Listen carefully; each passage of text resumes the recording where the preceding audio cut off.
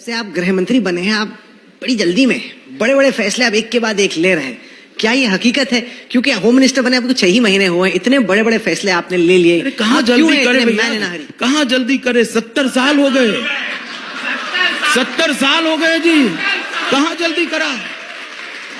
70 साल चले गए, जल्दी क्या करा?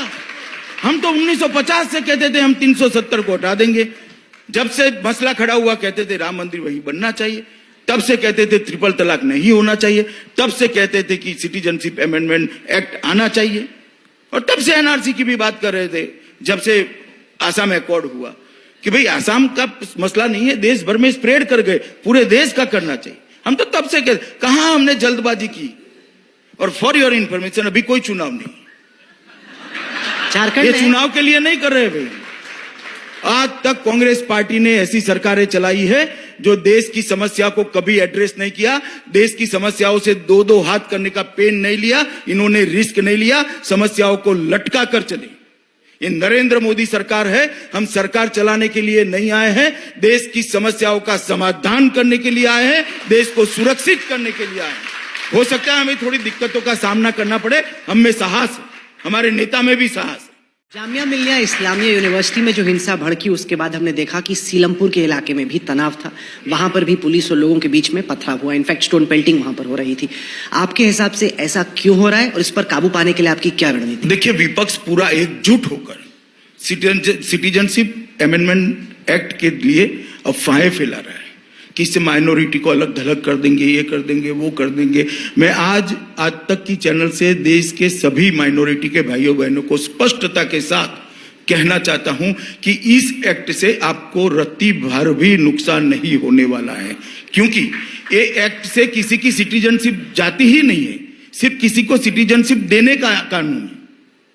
और जब किसी को सिटीजनशिप देने का कानून है तो भारत के नागरिक, माइनॉरिटी और मुख्यतः मुसलमानों को चिंता करने का कोई कारण ही नहीं। इस एक्ट से किसी की सिटीजनशिप नहीं जाती। ये जो 3 देशों से, अफगानिस्तान, बांग्लादेश और पाकिस्तान से, वहां धार्मिक प्रताड़ना के कारण आए हुए जो माइनॉरिटी, वहां की माइनॉरिटी के लोग हैं, जिसमें सिख, बौद्ध, जैन, पारसी, क्रिश्चियन, हिंदू, ये माइनॉरिटी के लोगों को नागरिकता देने का काम सरल करने के लिए ये कानूनी बदलाव किया गया है।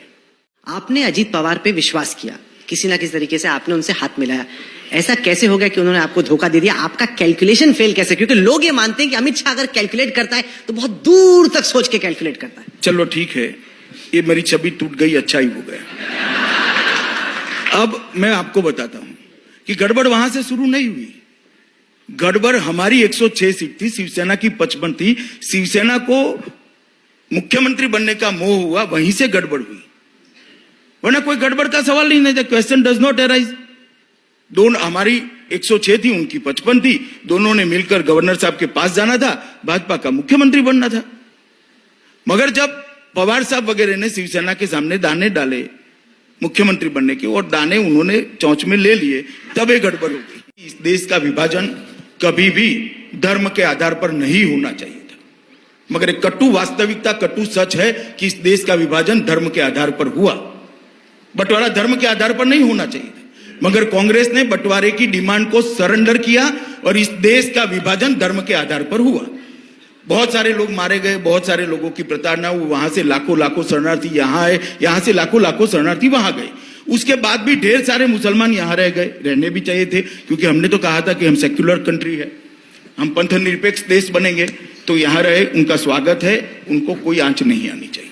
बहुत सारे हिंदू, बौद्ध, जैन, सिख, क्रिश्चियन वहां पर भी रह गए, तो उनकी सबको चिंता थी कि इन लॉन्ग टर्म क्या होगा। बड़ी डिमांड हुई। 1950 में नेहरू और लियाकत अली खान के बीच में एक समझौता हुआ, दिल्ली में हुआ, जिसमें दोनों देश अपने यहाँ जो माइनॉरिटी है इसकी सुरक्षा करेंगे, वो दोनों देशों ने तय किया। जब दोनों देशों ने तय किया, तब देश में आबादी क्या थी? पाकिस्तान के अंदर, अभी का जो पाकिस्तान है वहां लगभग 23% हिंदू थे। अभी का जो बांग्लादेश है, जिसको पूर्वी पाकिस्तान उस वक्त कहते थे, वहां 30% हिंदू थे। ये स्थिति थी। आज वहां पर 3% हिंदू है पाकिस्तान के अंदर। कहां गए भाई? धर्म परिवर्तन करा दिया गया जबरन। या तो वो धर्म बचाने के लिए यहां आए। यहां पर 30 थे, आज 7% हैं। कहां गए? ढेर सारे किस्से हैं, मैंने संसद में बताए। इनकी बच्चियों को उठा ले जाकर जबरन धर्म परिवर्तन कराकर निकाह पढ़ा दिया जाता है। कोई भला इस तरह से रह सकता है क्या? कहां जाएंगे वो यहीं आए। जब नेहरू लियाकत समझौते का अमल नहीं हुआ, तब वहां जो माइनॉरिटी थी उनका अधिकार था कि इनको यहां पर शरण दी जाए, इनको सिटीजनशिप दी जाए।